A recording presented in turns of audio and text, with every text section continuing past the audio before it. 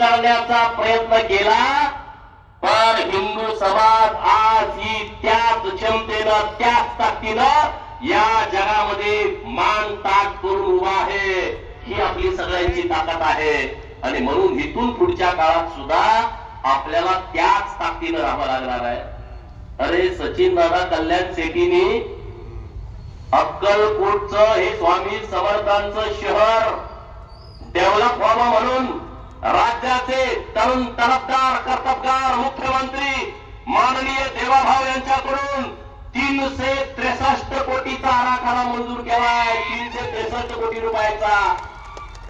त्या आराखड्याचे पैसे वेगळे, तो आराखडा सोडून अशी जी कामं सुरू आहेत बस स्टँड सारखी, याचा आकडा 200, 250, 300 कोटी पर्यंत जातोय. अक्कलकोट शहरासाठी मी जिल्ह्याचं, तालुक्याचं, राज्याचं बजेट सांगत नाही, एका शहराचं जे आमचं श्रद्धास्थान आहे. आणि हे बदलताना एवढं देखणं एसटी स्टँड उभं राहत आहे. महाराष्ट्रातलं हे पहिलं एसटी स्टँड आहे ज्यामध्ये महिला भगिनींना राहण्याची सुद्धा व्यवस्था आहे, फक्त निवास आहे. आणि इथून तुम्हाला मधनं वाट पाहिजे, मधनं. अरे हे काय मसोबाची खेळ आहे का? ताट घेऊन आलं घेऊन गेला.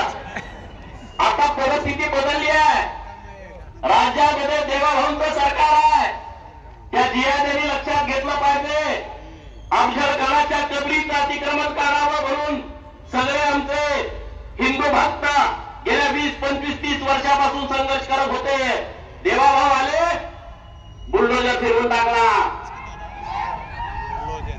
विशाळगडावरचं अतिक्रमण अनेक वर्षांपासूनची मागणी होती. अरे अतिक्रमण काढा, अतिक्रमण काढा, अतिक्रमण काढा.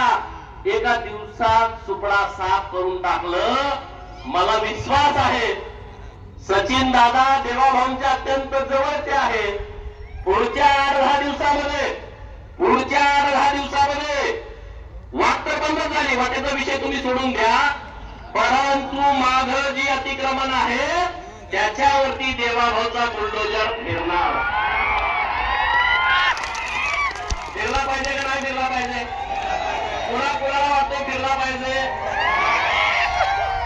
हात वर करा. जर आमचे मीडियावाले मित्र घ्यायला लागले, जरा जल्लोष करून सांगा.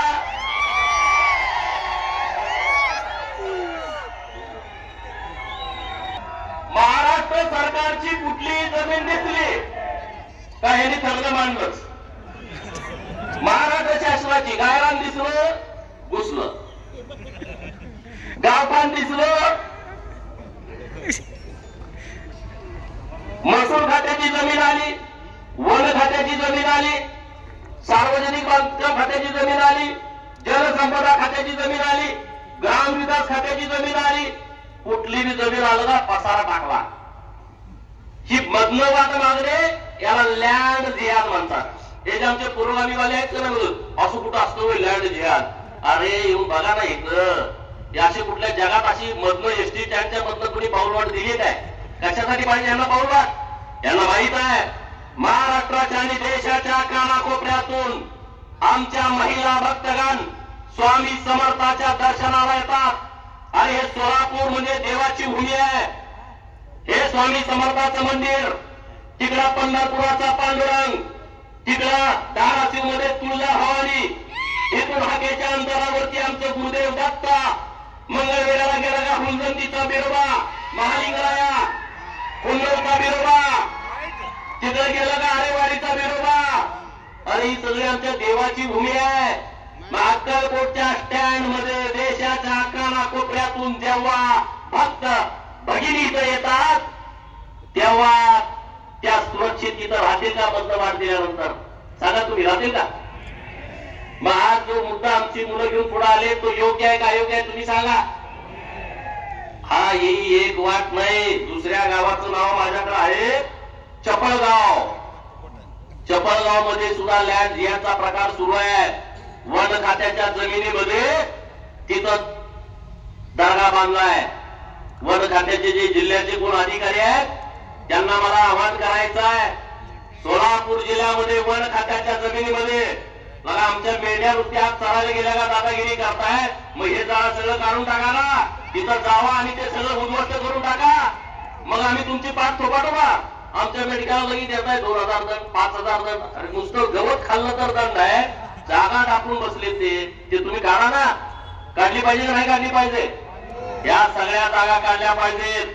मैंदर्गीमध्ये माग मोर्चा झाला, माननीय मंत्री महोदय नितेश राणे साहेब आले होते, माननीय सचिन दादा आणि मी त्या मोर्चाला होतो.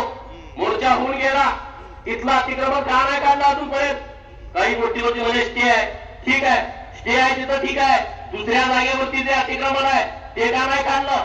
सोलापूर जिल्ह्यामध्ये जिथं जिथं अतिक्रमण आहे, माननीय जिल्हाधिकारी महोदयाने कुणाचीही वाट न बघता सरकारच्या जागेचं संरक्षण करणं हे प्रशासनाची जबाबदारी आहे.